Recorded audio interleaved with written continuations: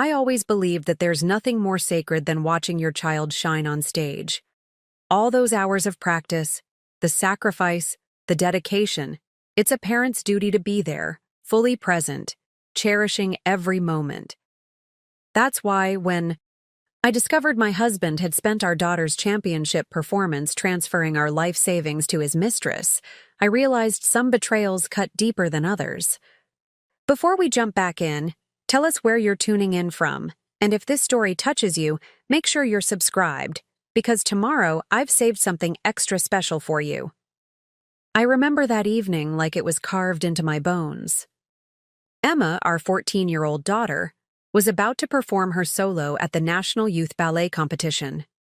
We'd spent years working toward this moment, countless early morning drives to practice, endless hours of her perfecting every movement, my extra shifts at the hospital to afford the best training possible. This was supposed to be her moment, our moment. The grand theater was packed, its gilded walls reflecting the soft glow of stage lights. I sat in the front row, my heart swelling, with pride as I watched Emma warming up backstage through the curtain's gap. She was grace personified in her white tutu, her long dark hair pulled back in a perfect bun, just like I'd done for her since she was 4. David, my husband of 16 years, sat beside me, but something felt off. He kept checking his phone, his fingers tapping nervously against his thigh. I brushed it off. He was probably just answering work emails again. After all, being a financial advisor meant he was always connected to his clients. At least, that's what I told myself. As the lights dimmed and the first notes of Tchaikovsky filled the air, I reached for David's hand. He pulled away, muttering something about needing to use the restroom. I frowned but kept my eyes fixed on the stage. This was Emma's moment, and nothing was going to distract me from it. Emma's performance was breathtaking. Every pirouette, every leap told a story of dedication, of dreams taking flight. Tears welled in my eyes as I watched our daughter command the stage, her movements fluid and precise. The audience was spellbound, and I was lost in the pure joy of witnessing my child's triumph. But David never returned to his seat. During the intermission, I felt my phone vibrate. A notification from our joint savings account, the one we'd been building for Emma's future, for her dreams of attending Juilliard. My hands trembled as I opened the banking app. The balance that should have read $127,000 now showed $802. Taylor, my world stopped spinning. The elegant theater, with its crystal chandeliers and velvet curtains, suddenly felt suffocating. I refreshed the app once, twice, 3 times. The numbers didn't change. There had to be a mistake. Then I saw it. A transfer made just 30 minutes ago, right as Emma was beginning her solo. The recipient's name burned into my vision. Catherine Wells. I knew that name.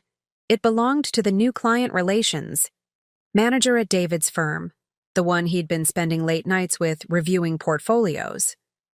The one whose name he'd murmured in his sleep last month, making me lie awake until dawn, trying to convince myself I was imagining things.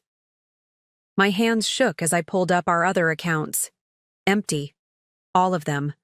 College fund, emergency savings, everything we'd built over 16 years of marriage, gone in the time it took our daughter to dance her heart out on stage. The second half of the performance was about to begin.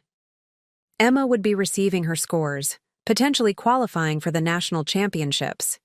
She would look for both her parents in the audience, expecting to see our proud faces, our unwavering support. I forced myself to breathe, to push down the scream building in my throat. This was still Emma's night. I wouldn't let David's betrayal steal this moment from her too. But as I sat there, watching our daughter take her final bow, I felt something shift inside me. This wasn't just about money. This wasn't just about infidelity. This was about a father choosing to destroy his daughter's future during the very moment she was reaching for her dreams. As the audience erupted in applause, as roses rained down on the stage, as Emma's radiant smile lit up the theater. I made a decision. David thought he had all the power, thought he could play with our lives like pieces on a chessboard. But he had forgotten something crucial. Before I was his wife, before I was Emma's mother, I was Dr. Sarah Chen, head of cybersecurity at Memorial Hospital. And if there's one thing I knew better than anyone, it was that in the digital age, everything leaves a trace. I pulled out my phone again, this time opening a different kind of app. One I hadn't used since my days working with the FBI's cybercrime unit. As Emma received her standing ovation, as the judges announced her advancement to nationals, as the audience cheered for my beautiful, talented daughter, I began to type. David had chosen this perfect moment to betray us. Now I would choose the perfect moment to make him regret it. The funny thing about working in hospital cybersecurity? You learn exactly how vulnerable financial systems can be. You understand precisely how digital footprints can never truly be erased. But most importantly, you know that timing is everything, just like in ballet. As I watched Emma bounce toward me after the show, her eyes shining with joy, her medal glinting under the theater lights, I smiled. She had just performed her best dance yet, and I was about to perform mine. The drive home from the theater was a masterclass in composure. Emma chattered excitedly in the back seat, clutching her medal and replaying every moment of her performance. I maintained my smile, nodded at all the right moments, while my mind raced through the digital labyrinth I was about to enter. Mom, where's Dad? He didn't even come backstage to congratulate me. Emma's voice cracked slightly, the first hint of disappointment creeping into her post-performance high. I gripped the steering wheel tighter, my knuckles turning white. He had an emergency at work, sweetheart, I lied, the words tasting bitter on my tongue. But I recorded everything. He'll watch it first thing tomorrow. Another lie. I hated myself for it. But sometimes protecting your child means shielding them from the truth, at least temporarily. After tucking Emma into bed, still glowing from her triumph, I retreated to my home office. The room, once a shared space where David and I would work late into the night, now felt like a crime scene. Every family photo on the wall, every shared moment captured in frames, seemed to mock me with their facade of happiness. I booted up my specialized laptop, the one I kept separate from our home network. Working in hospital cybersecurity teaches you to be paranoid, to always maintain secure, isolated systems. Tonight, that paranoia would serve a different purpose. The first step was following the money. David had always been meticulous with our finances. It was part of his job, after all. But even the most careful people leave traces. I pulled up our bank statements from the past 6 months, looking for patterns, irregularities, anything that might reveal how long this betrayal had been in the making. The screen's blue light illuminated my face as I dug deeper. Credit card, statements, investment accounts, everything. A pattern emerged, subtle at first, then glaringly obvious. Small transfers, carefully disguised as business expenses. Hotel charges in neighboring cities. Expensive restaurants where we'd never eaten. A second phone line I'd never known about. My hands trembled as I created a spreadsheet, documenting every suspicious transaction. The betrayal hadn't started today. It had been building for months, maybe even years. David had been bleeding. Our accounts slowly, testing the waters, preparing for this final act of treachery.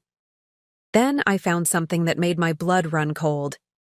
3 days ago, David had opened a new account in the Cayman Islands. The paperwork was immaculate, every detail carefully planned. He'd been preparing his escape route, making sure the money would be untraceable once he transferred it. But he'd made one crucial mistake. He'd used our home network to set it up. In my line of work, I'd seen countless affairs exposed through digital footprints. Emails, messages, location data. Technology has a way of preserving our secrets, even when we think we've covered our tracks. I began running recovery software on our home router's logs, piecing together David's digital movements. Preparing and narrating this story took us a lot of time, so if you are enjoying it, subscribe to our channel. It means a lot to us. Now back to the story. Hours passed as I worked, my fingers flying across the keyboard. Email fragments emerged from deleted accounts, messages recovered from cloud, backups, locations pieced together from GPS data. A complete picture of betrayal, rendered in ones and zeros. Catherine Wells wasn't just David's mistress. She was his accomplice. They'd been planning this for months. The timing of the transfer during Emma's recital wasn't just cruel, it was strategic. They'd assumed I'd be too distracted by the performance to notice until it was too late. As I dug deeper into Catherine's background, something else caught my eye. She wasn't who she claimed to be. Her employment history had gaps, unexplained, periods that coincided with several investment fraud cases in other states. She'd changed her name 3 times in the past decade. David hadn't just betrayed us, he'd been conned by a professional. I leaned back in my chair, my mind racing with possibilities. The old me, the one who existed before tonight, would have called the police, filed reports, followed proper procedures. But that version of me died the moment David chose to destroy our daughter's future. My phone buzzed, a text from David. "Working late, don't wait up." I glanced at the clock, 2:47 a.m. Through my specialized tracking software, I could see his real location. The Grand Marina Hotel, room 742, paid for with our daughter's college fund. My fingers hovered over the keyboard as I considered my next move. That's when I heard it. Soft crying from down the hall. I found Emma in her room, still in her competition outfit, tears streaming down her face as she stared at her phone. "Emma? Honey, what's wrong?" She looked up at me, her eyes filled with confusion and hurt. Dad's credit card was just declined. The deposit for the national championship training camp. It didn't go through. "Mom, if I can't secure my spot by tomorrow morning, they'll give it to someone else." The national championship, Emma's dream, the culmination of years of hard work. The training camp alone cost $15,000, a deposit we'd planned to pay tonight after her performance. David knew this. He'd known exactly what he was destroying. I hugged my daughter close, feeling her body shake with sobs. "Don't worry, sweetie, I'll take care of it, I promise." After Emma finally fell asleep, I returned to my office with renewed purpose. This wasn't just about revenge anymore. It was about justice, about protecting my daughter's future from both David and his fraudulent girlfriend. I cracked my knuckles and began to work. First, I accessed David's private email server, the one he thought was secure. Within minutes, I had every communication between him and Catherine from the past year. Their plans, their secret accounts, their intended escape route, everything. But I didn't stop there. I dove into Catherine's past, using skills I'd developed tracking cybercriminals for the FBI. Her previous identities emerged: Maria Torres in Florida, Susan Blake in Texas, Elizabeth Carter in Nevada. Each name associated with investment scams, each time disappearing with millions just before the authorities caught up. I worked methodically, carefully, building a digital trail that even the most skilled investigator could follow. Every fraudulent transaction, every false identity, every stolen dollar, I documented it all. But I didn't just gather evidence. I began setting up triggers, digital tripwires that would activate at exactly the right moment. As the sun began to rise, I finally sat back, my plan complete. David thought he was clever, using our daughter's biggest moment as cover for his betrayal. He thought technology would help him disappear with our money, start a new life with his fraudulent lover. But he'd forgotten what I did for a living. He'd forgotten that in the digital age, nothing truly disappears. And most importantly, he'd forgotten that hell hath no fury like a mother protecting her child's dreams. I looked at the complex web of programs I'd set up, each one waiting for my command. Then I glanced at the photo on my desk. Emma at her first recital, 7 years old, beaming with joy. David had missed that performance too, claiming work obligations. I should have seen the pattern sooner. My phone buzzed again, another text from David. Meetings running long, might not make it home tonight. I smiled, a cold, calculated smile that would have surprised anyone who knew me as the calm, professional Dr. Chen. Because while David was crafting his lies, while he was counting his stolen money, while he was planning his great escape, I had just finished programming his downfall. The sun rose fully over the horizon, painting my office in shades of gold. In a few hours, Emma would wake up, still worried about her training camp deposit. But by then, everything would be different. Because while my daughter had spent years perfecting her dance moves, I had spent years perfecting something else, the art of digital warfare. And David was about to learn that some performances are best served cold.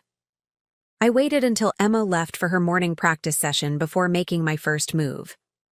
The clock on my office wall ticked steadily as I watched David's location marker on my screen, still at the Grand Marina Hotel, room 742. Perfect. First, I needed to force a confrontation on my terms. I picked up my phone and sent a simple text. We need to talk about Emma's training camp deposit, now. 3 dots appeared immediately. David was typing, then stopping, then typing again. Finally, can't talk now. In meetings all day. We'll handle it tonight. I smiled grimly at my screen. Interesting. Those must be some important meetings in room 742 at the Grand Marina. Should I come up? I'm sure Catherine would love to join. Our discussion about our daughter's future. Silence.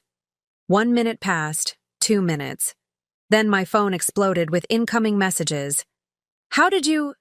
Sarah, I can explain. This isn't what you think. Don't do anything rash. I leaned back in my chair, watching his panic unfold in real time. Through my tracking software, I could see him pacing the hotel room, his phone connecting to different Wi-Fi access points as he moved. Catherine's phone was there too, her digital signature betraying their shared location. You have 1 hour, I texted back. Meet me at Riverside Coffee. Come alone, or the next message goes to the FBI's Financial Crimes Division. I'm sure they'd be very interested in Catherine's history as Maria Torres, Susan Blake, and Elizabeth Carter. More silence. Then a single word. Okay. Riverside Coffee was neutral ground, a busy cafe where we'd once spent Sunday mornings as a family. Now it would serve as the stage for Act 1 of my carefully choreographed performance. I arrived early, selecting a corner table that gave me a clear view of both entrances, while keeping my laptop screen hidden from prying eyes. David arrived exactly on time, looking immaculate in his tailored suit, paid for with our money, no doubt. His confident stride faltered when he saw me, replaced by the nervous shuffle of a man who'd been caught. He'd always been terrible at hiding his emotions. It's why he'd needed someone like Catherine to help him plan this betrayal. Sarah, he said, sliding into the seat across from me. If you say, this isn't what you think one more time, I cut him off. I'll send copies of Catherine's fraud records to every client in your firm's database. His face paled. You wouldn't.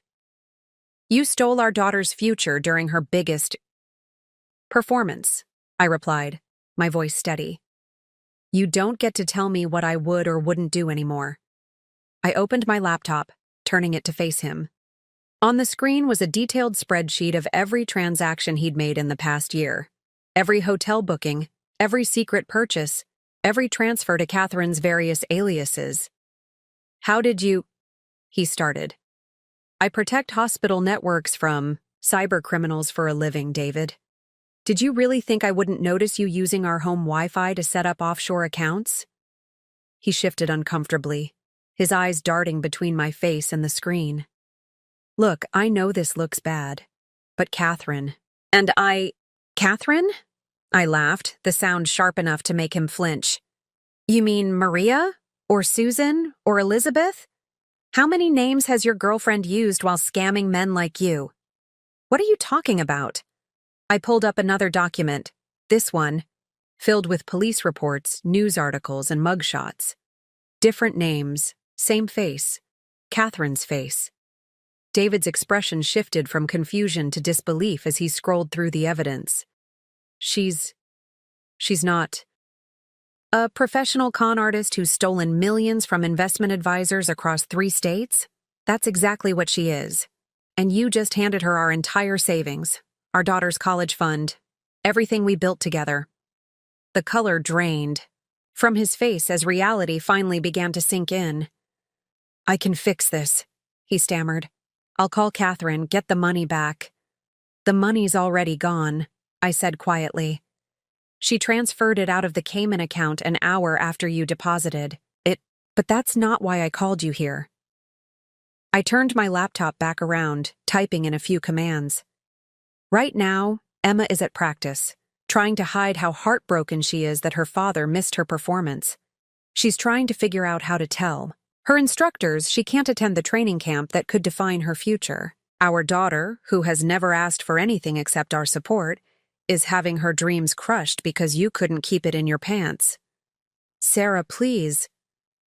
I'm not finished, I continued, my fingers hovering over my keyboard. You have exactly one chance to make this right, one chance to be the father Emma deserves. David leaned forward, desperation written across his face. Anything. I'll do anything. Good. Because in exactly 10 minutes, Catherine is going to receive an email containing proof of all her previous identities and crimes. In 11 minutes, every client in your firm's database will receive documentation of how their trusted financial advisor was conned by a known fraudster.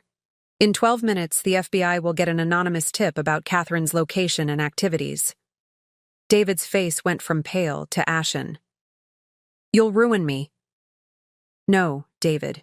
You ruined yourself. I'm just deciding how far the debris spreads. I turned the laptop to show him a timer counting down. But I'm giving you a choice. Transfer every penny you have left, your personal accounts, your retirement fund, everything, into Emma's name right now, and I'll stop the countdown. That's blackmail, he whispered. That's consequences, I corrected.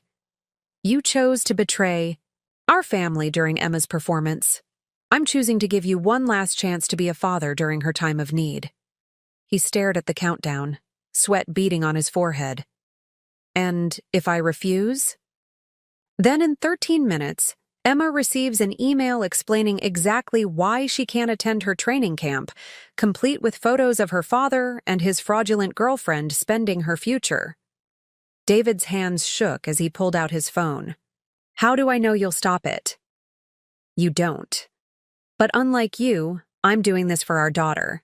The choice is yours, but the clock is ticking. I watched as David frantically logged into his accounts, his fingers trembling as he initiated transfers. With each passing minute, his breathing grew more ragged, his movements more desperate. The man who had so confidently betrayed us was crumbling before my eyes. But this was just the beginning.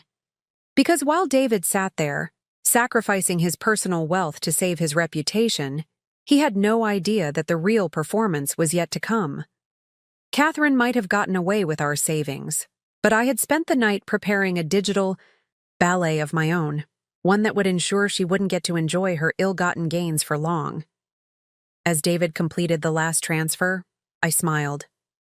Act 1 was complete. Now it was time for the real show to begin. After David left Riverside Coffee, shoulders slumped in defeat, I remained at the corner table, watching the timer on my laptop. In exactly 20 minutes, Emma would finish her morning practice. Despite everything that had happened, she hadn't missed a single session. That's the kind of dedication my daughter possessed. The drive that David had so carelessly gambled with. My phone buzzed with a notification. Someone was trying to access our home network remotely. Catherine, no doubt, attempting to erase evidence of their scheme. I smiled, remembering the sophisticated honeypot I'd set up overnight. Let her try. Every attempt to breach our system would only give me more breadcrumbs to follow. What I didn't expect was the message that popped up on my screen. Nice trap setup, Dr. Chen. Mind if we talk? The message came from an encrypted channel, bouncing through multiple proxies. Someone skilled was reaching out. My fingers hovered over the keyboard as I considered my response. Who is this? I typed back. Someone who's been tracking Catherine Wells for the past 2 years. Check your email. I opened my secure email account to find a message from an anonymous sender. Inside were detailed files on Catherine's previous scams. Information even I hadn't uncovered in my night of investigation. Bank statements, surveillance photos, witness statements. Whoever this was had built an extensive case. I'm listening. I responded. Meet me at the hospital. Your office. 30 minutes. I hesitated. This could be a trap, but my curiosity was piqued. Besides, the hospital was my territory. Every security camera, every access point, every digital system was under my control. If this was Catherine's attempt at countering my moves, she'd chosen the wrong battlefield. The hospital corridors were quiet when I arrived, the morning shift change creating a lull in activity. I entered my office, immediately noticing something was different. My chair was turned toward the window, and in it sat a woman I'd seen countless times but never really noticed. Carol Martinez, the quiet forensic accountant from the hospital's fraud department. Hello, Sarah, she said, turning to face me. Or should I say, fellow Catherine Wells victim. I closed the door, studying her carefully. Carol had worked at the hospital for 3 years, always polite but reserved, keeping to herself. Now looking at her more closely, I saw the sharp intelligence in her eyes, the subtle tension in her posture. 2 years ago, she continued, Catherine Wells was Elizabeth Carter. She was also my sister-in-law, and she destroyed my brother's life the same way she's trying to destroy yours. Carol pulled out a thumb drive, placing it on my desk. I've been tracking her since she disappeared with my brother's life savings. Different names, different cities, same pattern. She finds successful professionals, preferably in finance. Uses their own expertise to help her move money untraceably. Makes them think they're in control until it's too late. I sat down, processing this information.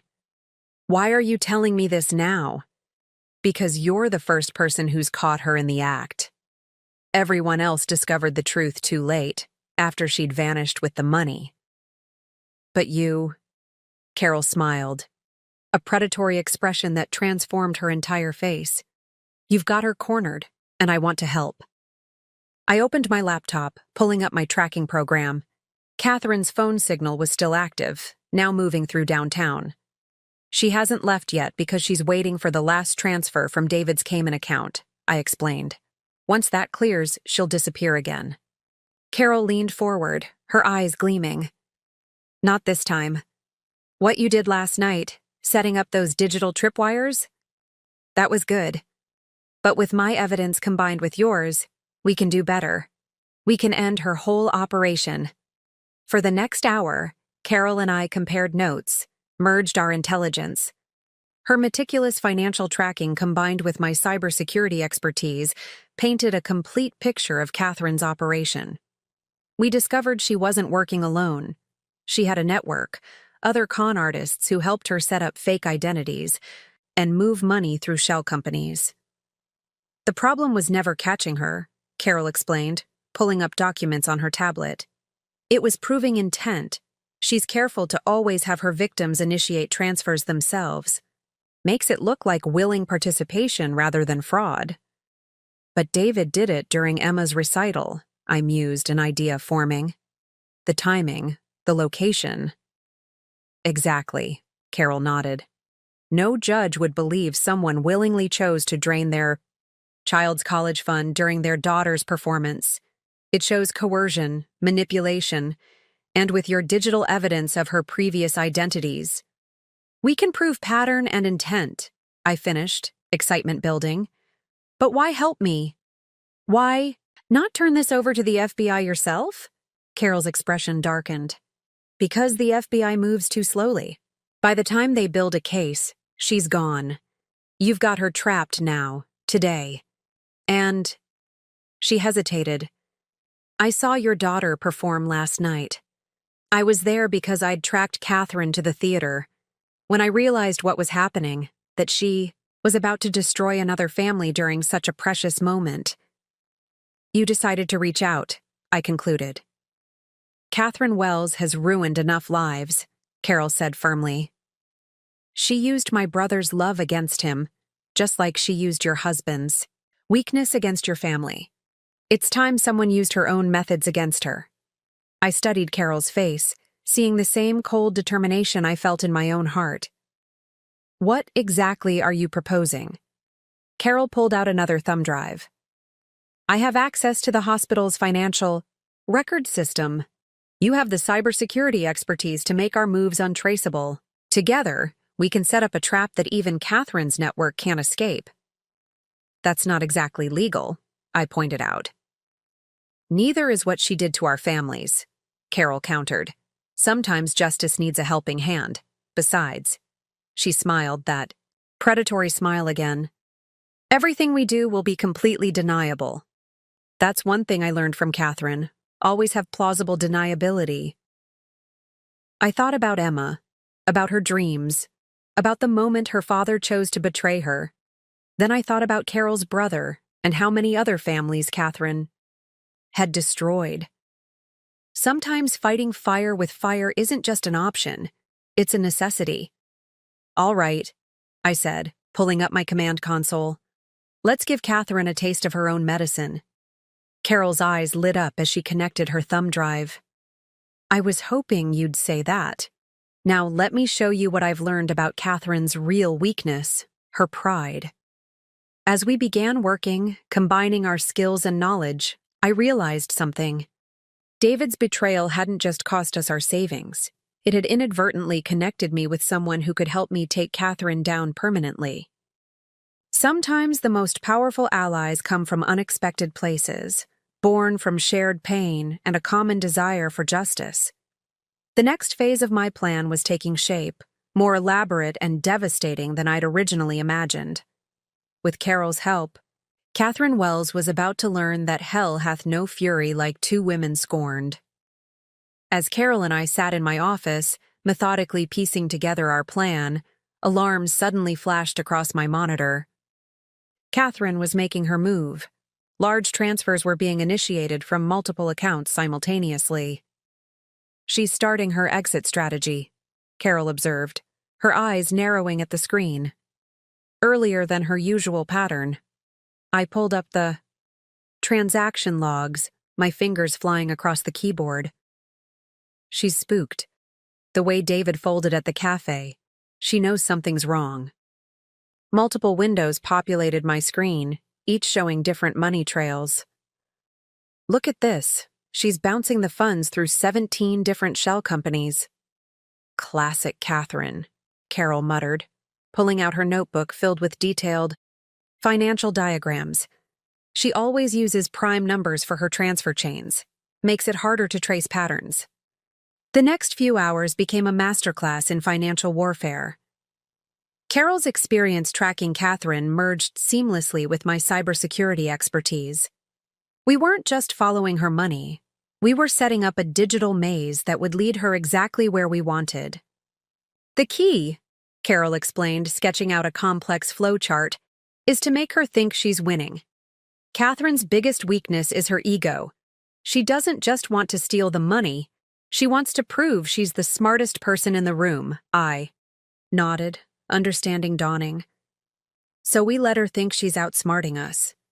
Exactly. Each time she moves the money, we'll let her see a small trace of our tracking.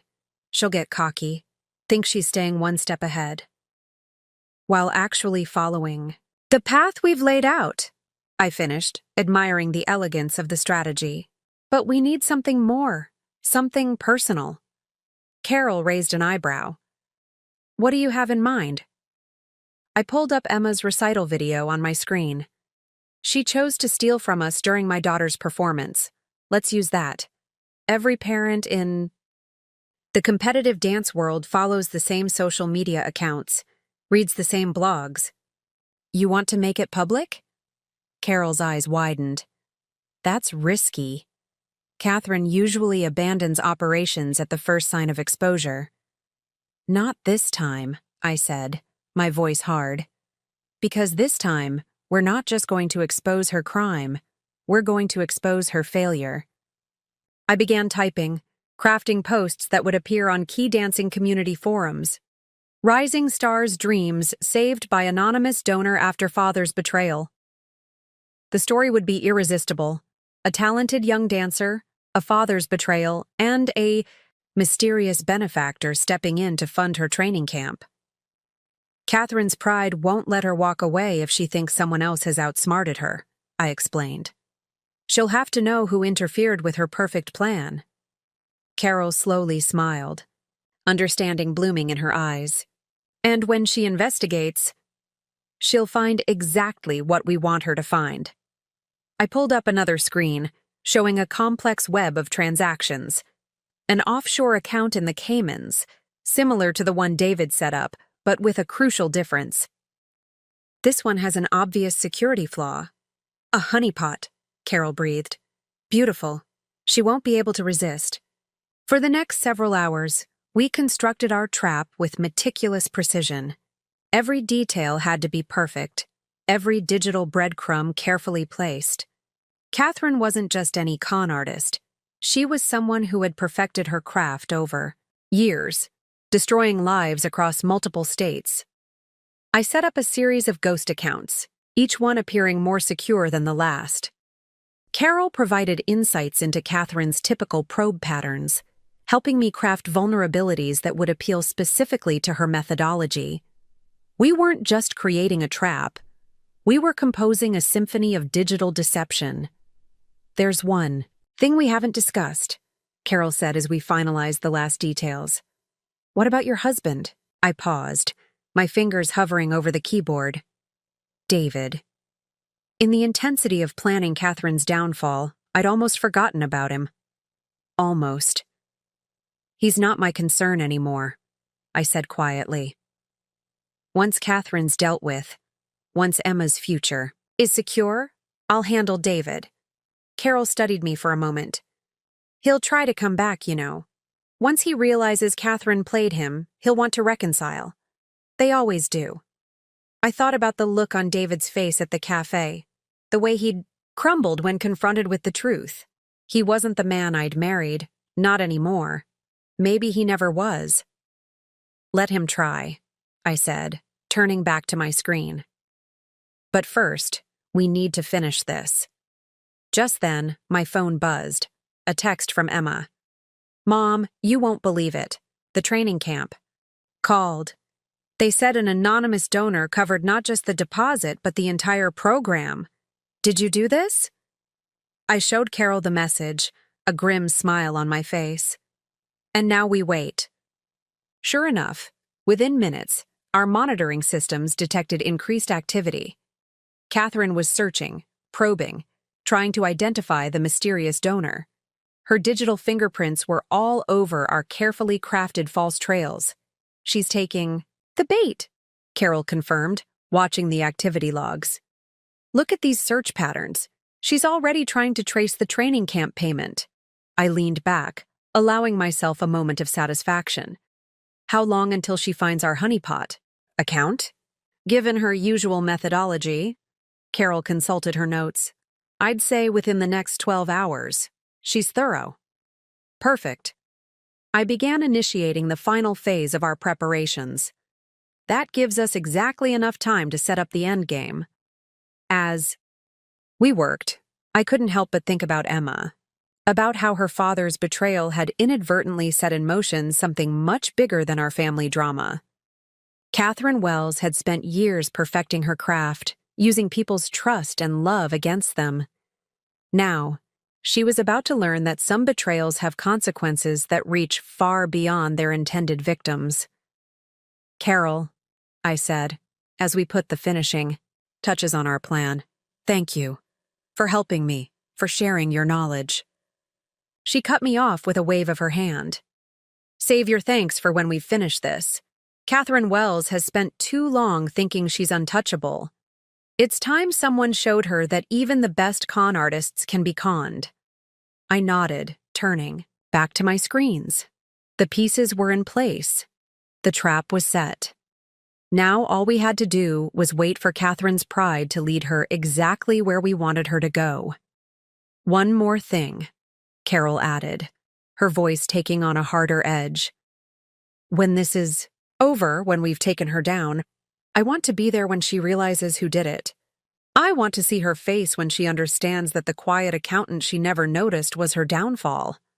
I looked at Carol, seeing the years of pain and determination behind her eyes. We'll both be there, I promised. After all, every performance needs an audience. The trap was sprung sooner than we expected. At exactly 3:47 a.m., my security system pinged with an alert.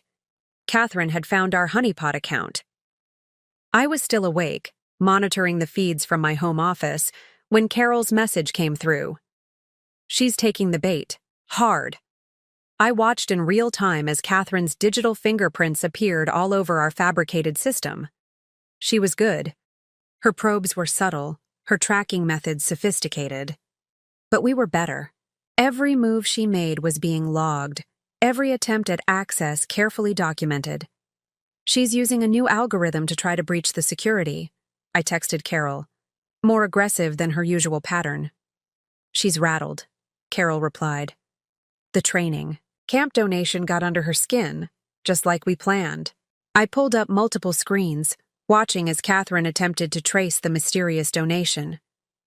The false trails we'd laid led her through a maze of shell companies and offshore accounts, each one seemingly more secure than the last. But they all led to one destination, our trap.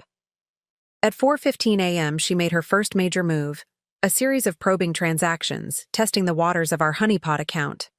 I almost admired her technique. She was thorough, methodical, exactly what you'd expect from someone who'd successfully conducted these scams for years. She's found the vulnerability we planted, I messaged Carol. Starting phase 1. The first phase of our plan was simple but crucial. As Catherine attempted to access our fabricated account, she'd find what appeared to be a small security flaw, a seemingly accidental gap in the encryption that would allow her to trace the source of the training camp donation. What she didn't know was that every probe, every attempt at access, was being mirrored to multiple secure servers. We weren't just tracking her movements, we were building an irrefutable case. My phone buzzed, David calling. I declined the call, watching as his text messages flooded in. Sarah, something's wrong with my accounts. All my cards are being declined.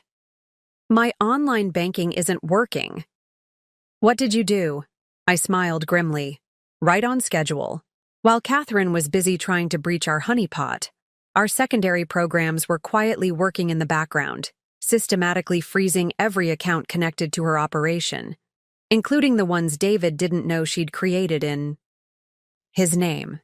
Dr. Chen, my secure messenger pinged. Carol, using our agreed-upon formal address for sensitive communications. You need to see this. She sent over a stream of data. Catherine had just attempted to move a large sum of money from one of her hidden accounts.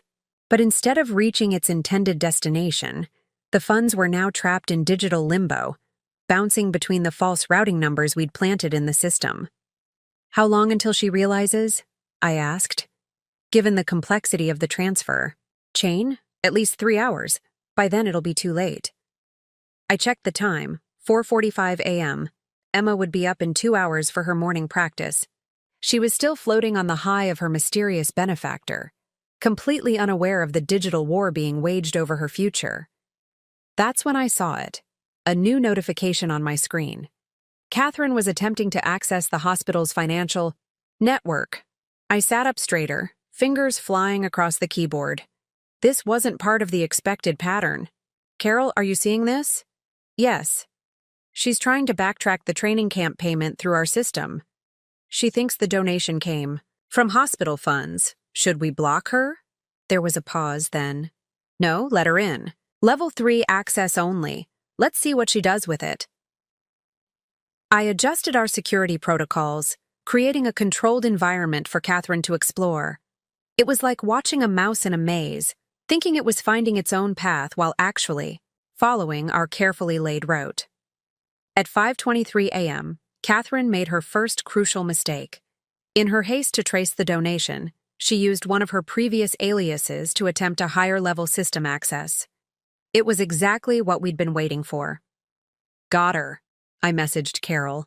Maria Torres just tried to breach a secure medical database using Elizabeth Carter's credentials. Perfect. Initiating Phase 2. Phase 2 was where things would get interesting. While Catherine was distracted by her hunt through the hospital's systems, our real program was quietly infiltrating every account she'd ever created. Every alias, every false identity, every hidden fund, all of them now vulnerable to our counterattack. My phone buzzed again. More messages from David. Sarah, I can't access any of my accounts. My credit cards are all suspended. The bank is asking about suspicious activities. Please, you have to help me. I left his messages unanswered. David had made his choice during Emma's recital. Now he got to experience what it felt like to have your financial life destroyed in real time. At 6 a.m., exactly as planned, our first major strike began. Every account Catherine had touched in the past 3 years suddenly reported suspicious activity. Every bank she'd used, every financial institution she'd scammed, every credit card she'd opened, all of them simultaneously flagged for potential fraud. It's starting, Carol messaged. Her entire network is lighting up like a Christmas tree. I watched the chaos unfold across my screens. Catherine was good at covering her tracks, but nobody's perfect. Every time she'd accessed an account, every transfer she'd made had left microscopic digital fingerprints. Now those fingerprints were being matched across thousands of databases. How long until total lockdown? I asked. At this rate? Minutes. She's trying to stop it, but she can't be everywhere at once. I could almost picture Catherine's panic as she realized what was happening. The carefully constructed house of cards she'd built over years of scams was collapsing, one account at a time. At 6:15 a.m., my security system pinged again. Catherine had abandoned all pretense of subtlety and was now attempting a brute force attack on our systems. It was the digital equivalent of throwing everything at the wall to see what would stick. She's desperate, Carol noted. This isn't her usual methodology at all. Good, I replied. Desperate people make mistakes. Right on cue, Catherine tried to initiate a mass transfer, attempting to move whatever funds she could still access to a new set of accounts. But we were ready. Each transfer was intercepted, redirected, and trapped in an endless loop of verification requests. By 6:30 a.m., the first phase of our counterattack was complete. Catherine's entire financial network was effectively paralyzed. Every account she'd created, every alias she'd used, every dollar she'd stolen, all of it now frozen in digital amber. As Emma's alarm went off down the hall, signaling the start of another day of practice, I allowed myself a small smile. Phase 1 had gone perfectly. Now it was time for the real performance to begin. Mom, have you seen the dance forums? Emma burst into my home office at 7:15 a.m., her practice bag slung over her shoulder, phone in hand. Everyone's talking about the mysterious donation. They're calling it the ballet benefactor story. I minimized my screens, hiding the digital warfare that had been raging all night. Really? That's interesting, sweetie. Look! She thrust her phone at me, showing a trending hashtag #ballet benefactor. The story had spread faster than even Carol and I had anticipated.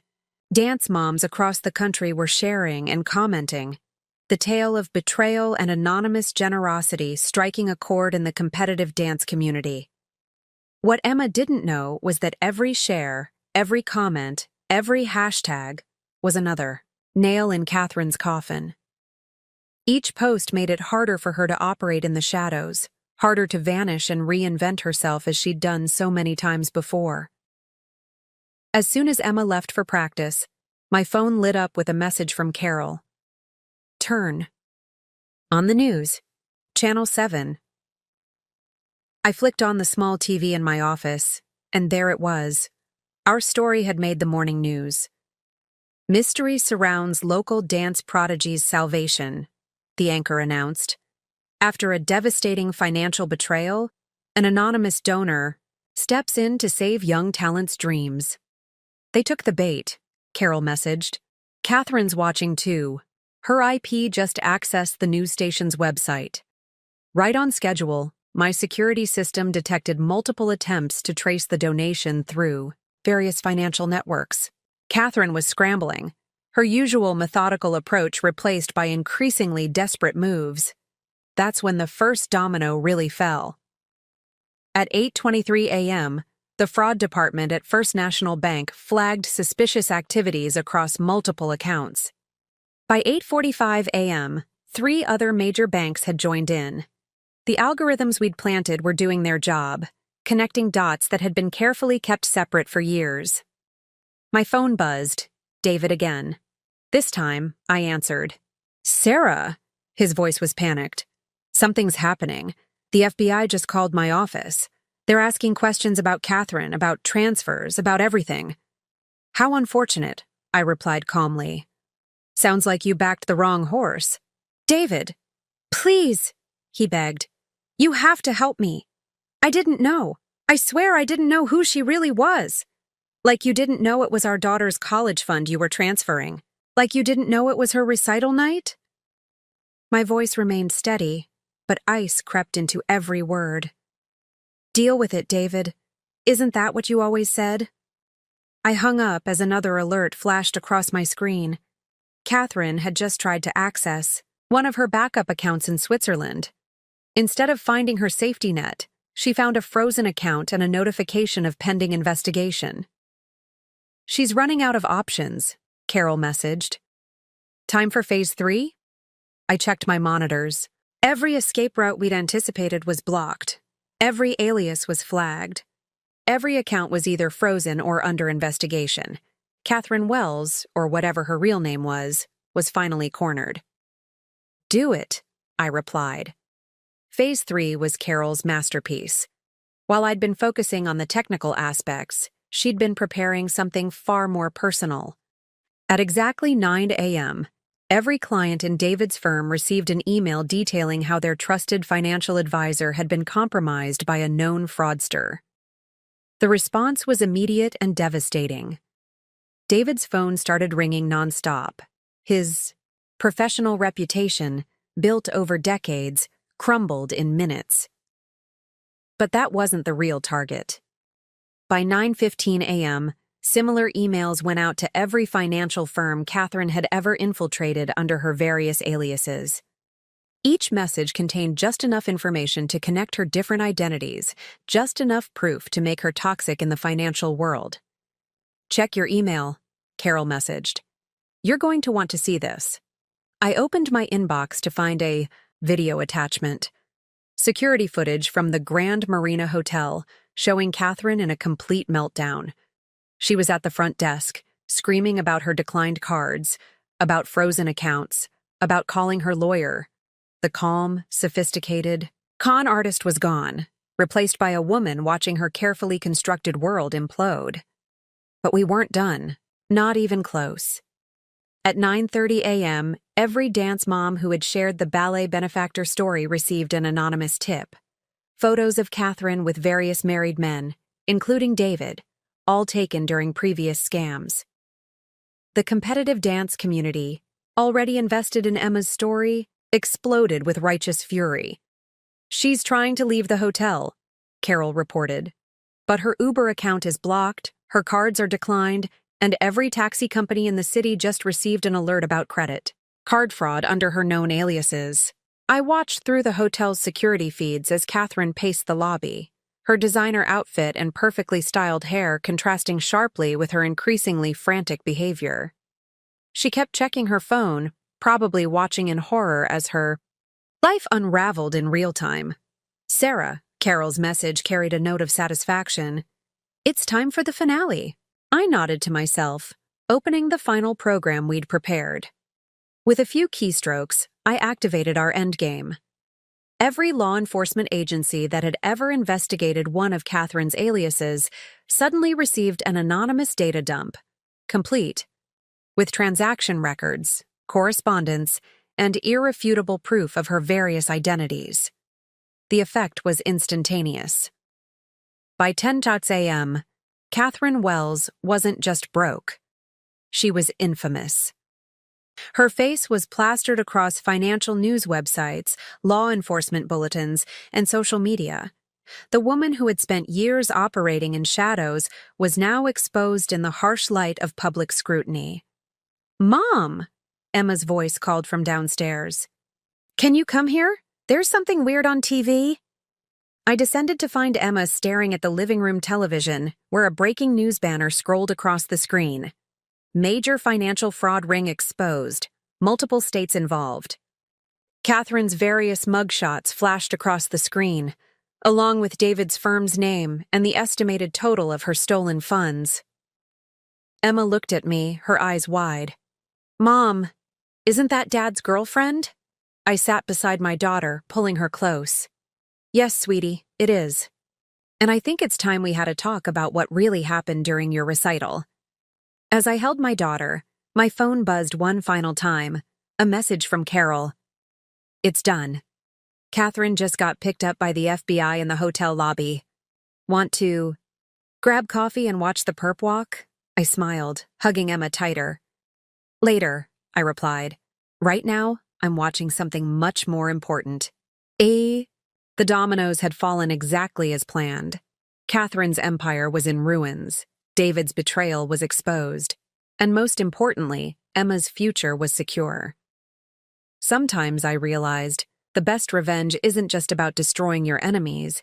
It's about making sure they destroy themselves. The next 24 hours unfolded like a perfectly choreographed performance. While Catherine sat in FBI custody, her world continued to crumble piece by piece. Carol and I watched from my office as years of careful deception unraveled in real time. "Look at this," Carol said, turning her laptop toward me. The screen showed a cascade of news alerts from various financial institutions. Every bank she ever dealt with is conducting internal audits. They're finding traces of her previous identities everywhere. I nodded, scanning my own monitors. The algorithm we planted is still running. It's connecting transactions from 3 years ago to accounts she opened last week. She didn't just leave breadcrumbs. She left an entire digital trail. But amid the satisfaction of watching Catherine's downfall, reality was knocking at my door. Literally. At 2:15 p.m., David showed up at the house. I watched through the security cameras as he stood on our porch, looking nothing like the confident financial advisor he'd once been. His expensive suit was wrinkled, his hair disheveled, his whole demeanor that of a man watching his life implode. "Mom?" Emma called from her room. "Dad's outside. Should I let him in?" I took a deep breath. This conversation was inevitable, but it would happen on my terms. "Stay upstairs, honey. I'll handle this." When I opened the door, David almost fell forward, as if he'd been leaning on it. "Sarah, please," he started, his voice cracking. "Everything's falling apart. The firm is suspending me pending investigation. Clients are pulling their accounts. The FBI has been questioning me for hours." "Sounds stressful," I replied coolly. "Maybe you should take a vacation." "Oh, wait." He flinched at the reference to his planned getaway with Catherine.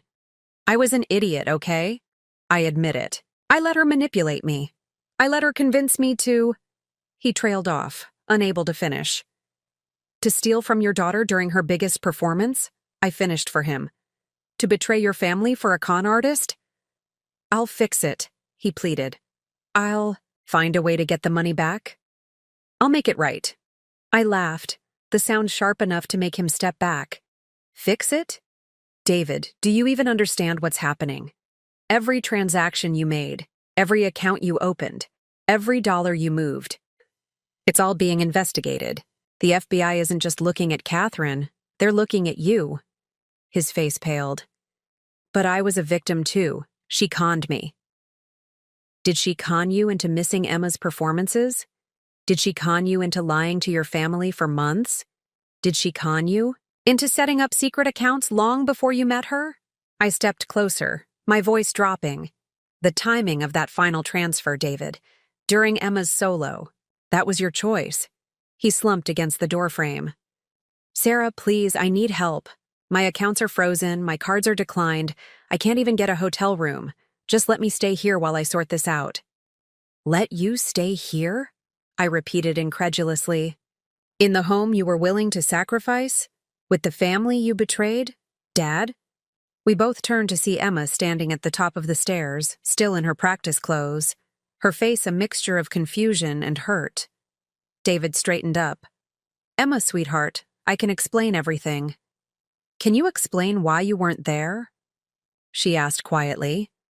"Not just at the recital, but at all my practices, my preliminaries. Everything this past year? I was busy with work, with clients. With Catherine?" Emma's voice cracked slightly. "I saw the news, Dad. I saw what you did with our money. My money." David took a step toward the stairs. "Princess, please, don't." Emma's voice was stronger now, harder. "You don't get to call me that anymore. You don't get to pretend you care now that everyone knows what you did." I watched my daughter, pride mixing with heartache.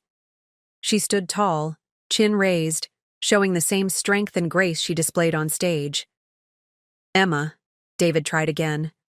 "I know I made mistakes, but I'm still your father." "No," Emma replied, her voice steady despite the tears in her eyes. "A father would have been there. A father would have protected my future, not stolen it. You're just—" She paused, then delivered the final blow. "You're just the man who proved Mom right about trust being earned, not given." David staggered as if he'd been physically struck. Emma turned and walked back to her room, closing the door with a quiet click that somehow echoed louder than any slam could have. "You did this," David whispered, turning to me. "You turned her against me." "No, David. You did this to yourself. Every missed performance, every lie, every betrayal. Those were your choices. I just made sure the consequences caught up with you." His expression darkened. "The FBI agent mentioned something about hospital records, about traced IP addresses. That was you, wasn't it? You helped them track Catherine." I smiled, cold and precise. "Prove it." "I'll tell them. I'll tell them you hacked accounts, planted evidence." "With what proof?" I stepped closer, my voice dropping to a whisper. "Everything that happened is perfectly documented, perfectly legal. Catherine's crimes, your willing participation, it's all there in black and white. But my involvement? That's just the desperate theory of a man who got caught betraying his family." David's shoulders slumped as the truth of his situation finally sank in. He had nothing. No money, no reputation, no family, not even a place to sleep. "What am I supposed to do now?" he asked, his voice small. I thought about all the times he'd dismissed my concerns, all the times he'd told me to deal with it when I caught him in small lies, building up to this massive betrayal. "I don't know, David," I replied, stepping back into the house. "But I'm sure you'll figure something out, after all." I began closing the door. "That's what you always told me to do." The door clicked shut, leaving David alone on the porch. Through the security camera, I watched him stand there for several minutes, the weight of his choices visible in every line of his body. Finally, he turned and walked away, not to his usual luxury car, repossessed this morning, but toward the bus stop at the corner. My phone buzzed, a message from Carol. "FBI just announced they're expanding the investigation to 3 more states." They're calling it one of the largest personal finance fraud cases in recent history. I smiled, watching David's retreating figure. He had wanted to be part of something bigger than himself. Now he was, just not in the way he'd planned. So, next week unfolded like a complex ballet of consequences. Each day brought new revelations, new developments, and new levels of fallout from Catherine's collapsed empire. I watched it all from my command center, documenting every detail while helping Emma navigate the storm. The morning after David's failed attempt to return home, the FBI announced they had uncovered connections to similar scams in 12 states. Catherine Wells, or whatever her real name was, hadn't just been running isolated cons. She'd been operating a sophisticated network of financial fraud that stretched back nearly a decade. "Look at this," Carol said, sending me a link to a federal database. "They've identified 23 different aliases so far. Catherine Wells wasn't even her first identity. She started as Rachel Morgan in Seattle back in 2015. I was reviewing the data when Emma knocked on my office door. She stood in the doorway, still in her practice clothes, looking more serious than any 14-year-old should have to be. "Mom," she said quietly, "can we talk about Dad?" I closed my laptop, giving her my full attention. "Of course, sweetheart. Whatever you need." She sat down, fidgeting with the hem of her dance skirt. "His face is all over the news. The other girls at practice, their moms are talking. They're calling him the ballet betrayer now." I reached for her hand. "I'm so sorry you have to deal with this." "Don't be," she said, surprising me with the strength in her voice. "I'm not ashamed. You know what I realized during practice today? Every time I fell learning a new move, every time I failed, I got back up. Dad. He fell once and betrayed everyone who loved him." Pride swelled in my chest. My daughter wasn't just a talented dancer, she was becoming a remarkably wise young woman. "There's something else," she continued, pulling out her phone. "The National Championship Committee called. They want to do a feature story about me, for their website, about perseverance in the face of adversity." I studied her face. "How do you feel about that?" "I think," she paused, choosing her words carefully, "I think if my story can help other dancers, other kids whose parents let them down, then maybe something good can come from all this." Before I could respond, my security system pinged with an alert. Catherine had just been formally charged with multiple counts of fraud, money laundering, and identity theft. The preliminary evidence suggested she could face up to 30 years in federal prison. "Mom?" Emma's voice brought me back to the moment. "Do you think Dad will go to jail too?" I took a deep breath. "I don't know, honey. The FBI is still investigating his role in everything. But what matters right now is that you're safe, your future is secure, and you can focus on your dancing." She nodded, then asked the question I'd been dreading. "Was it you? The anonymous donor who saved my training camp?" "Spot?" I looked at my daughter, seeing the subtle intelligence in her eyes. She was too smart to be fooled for long. "What makes you think that?" "Because," she smiled slightly, "you're the only person I know who would turn Dad's betrayal into a way to protect me. Plus, I saw your screens when I walked in earlier. You're not just tracking the news, you're tracking everything." For a moment, I considered denying it, maintaining the mystery that had captured the dance world's imagination. But Emma deserved the truth. "The money for your training camp," I explained carefully, "came from the accounts David had hidden from us. I just made sure it found its way back to where it belonged." Emma's eyes widened. "Is that legal?" "Let's just say, I made sure justice was served in a way that focused on your future rather than revenge." She was quiet for a moment, processing this. Then she threw her arms around me. "Thank you, Mom. Not just for saving my spot, but for showing me what real strength looks like." As I held my daughter, my phone buzzed with updates. David's firm had officially terminated him. The FBI was expanding their investigation to include his earlier financial dealings. Catherine's network was continuing to unravel, revealing more victims, more stolen money, more lives disrupted. But none of that mattered as much as the girl in my arms. Emma had faced betrayal with grace, disappointment with determination, and was emerging stronger for it. "You know," she said, pulling back with a small smile, "I changed my solo for the Nationals." "Oh?" "Instead of the traditional piece I was going to do, I'm choreographing something new. It's about transformation, about rising from betrayal. I'm calling it digital justice." I couldn't help but laugh. "That's oddly appropriate." "I thought you'd appreciate it," she grinned. "After all, you're the one who taught me that sometimes the best revenge is simply becoming stronger than you were before."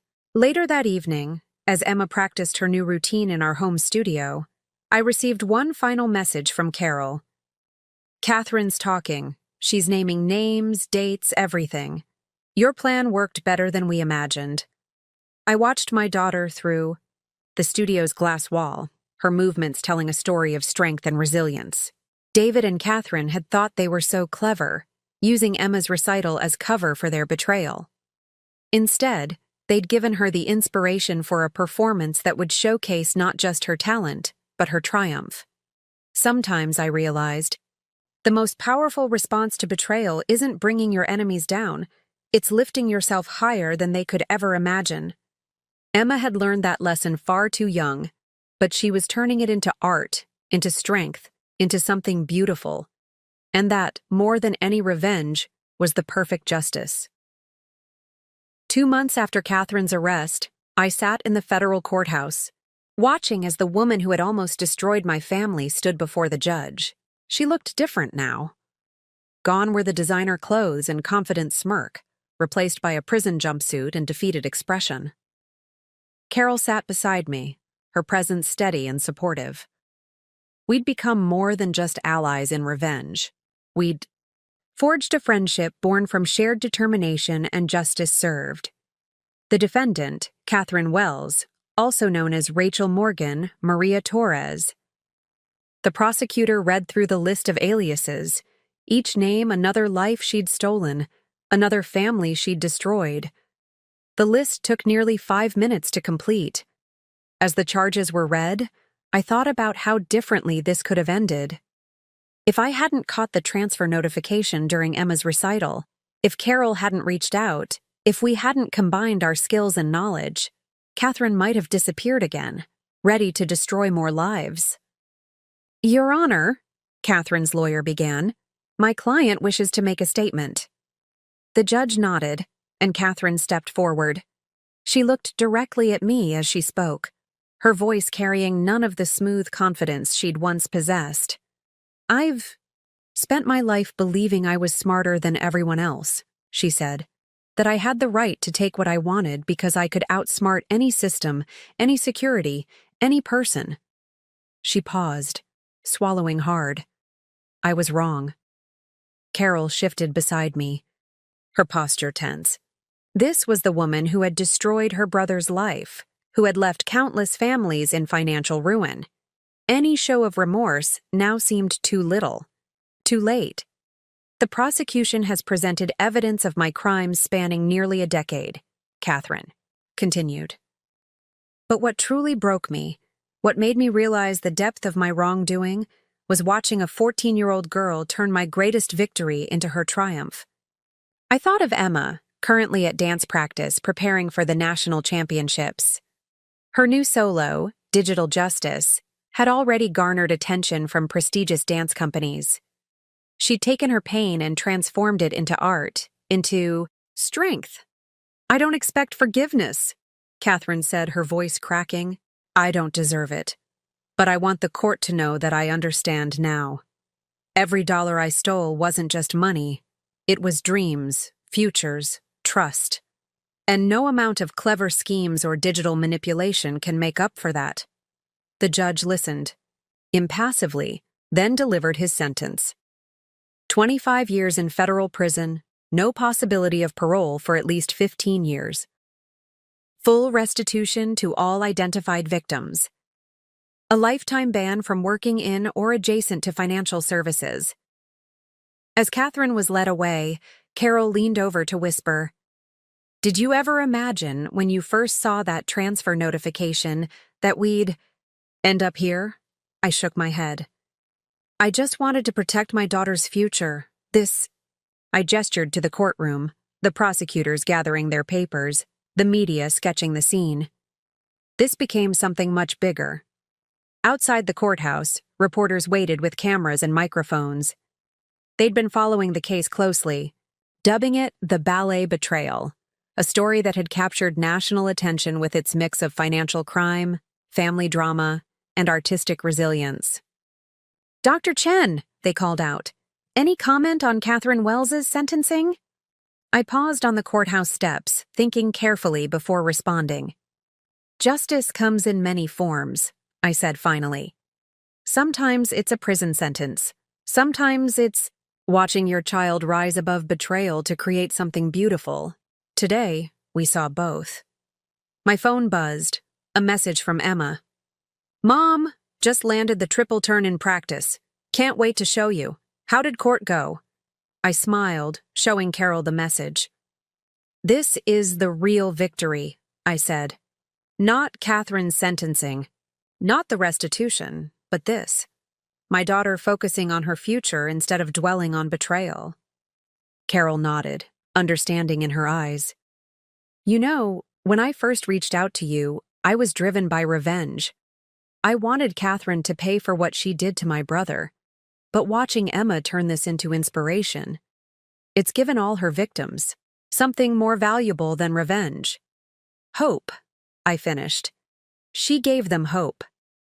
Later that evening, I received an unexpected email from David's lawyer. He was pleading guilty to reduced charges in exchange for his cooperation in identifying more of Catherine's victims.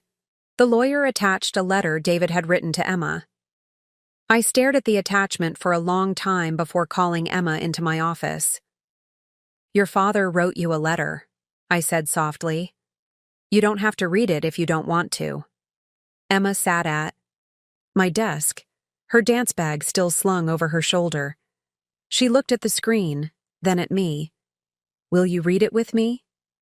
Together, we opened the letter. David's words were raw, honest in a way he'd never been before.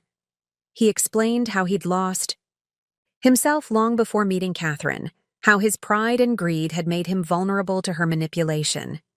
He didn't ask for forgiveness. Instead, he thanked Emma for showing him what real strength looked like.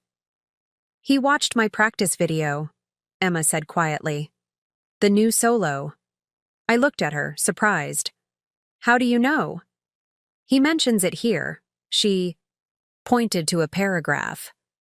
"Watching you dance about rising from betrayal made me realize how far I'd fallen." He really saw it, Mom. He finally saw me. I held my daughter as she processed this moment, this complex mix of pain and validation. David had lost everything, his freedom, his reputation, his family. But perhaps he'd gained something too. Understanding. My phone buzzed one last time, Carol sending me a news alert. The FBI had just announced that information from Catherine's case had led them to uncover 3 more major financial fraud rings. Our quest for personal justice had sparked something larger, a domino effect that would protect countless potential victims. "Mom?" Emma's voice pulled me back to the present.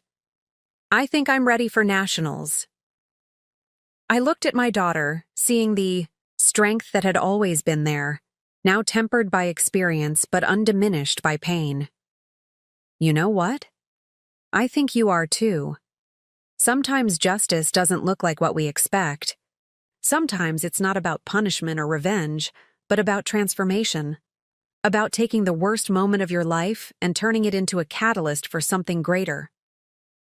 As I watched Emma return to her practice, moving through the complex sequences of her new solo, I realized that this was the true ending to our story.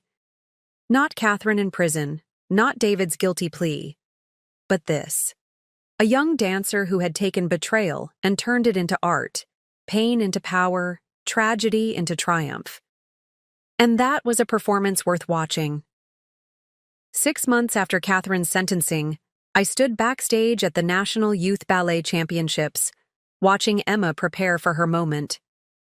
The past half year had transformed both of us in ways I never expected. The scandal, dubbed the ballet betrayal by the media, had faded from national headlines, but its impact lingered in more meaningful ways. The FBI's investigation, sparked by our exposure of Catherine's network, had led to the recovery of over $50 million in stolen funds across multiple states. More importantly, it had changed how financial institutions handled personal accounts, implementing new security measures to prevent similar schemes. 5 minutes, Emma? The stage manager called out. My daughter nodded, making final adjustments to her costume. The piece she was about to perform, Digital Justice, had evolved far beyond its original concept. What started as a response to betrayal had become a powerful statement about resilience and transformation. Dr. Chen? I turned to find Carol standing there, holding a bouquet of roses. After everything we'd been through together, she'd become like family, attending every one of Emma's performances. The FBI just released their final report, she said quietly, showing me her phone. Catherine's network was bigger than anyone imagined. They're still uncovering connections. I glanced at the article, noting how our simple act of revenge had spiraled into one of the largest financial fraud investigations in recent history. But that wasn't what mattered tonight. Mom? Emma's voice pulled me back to the present. She stood before me in her performance costume, a stunning blend of classical ballet and modern design. I have something to tell you. What is it, sweetheart? I got a letter from Dad yesterday. She pulled an envelope from her dance bag. He's been watching the videos of my practices that the prison lets me send him. He's actually watching now.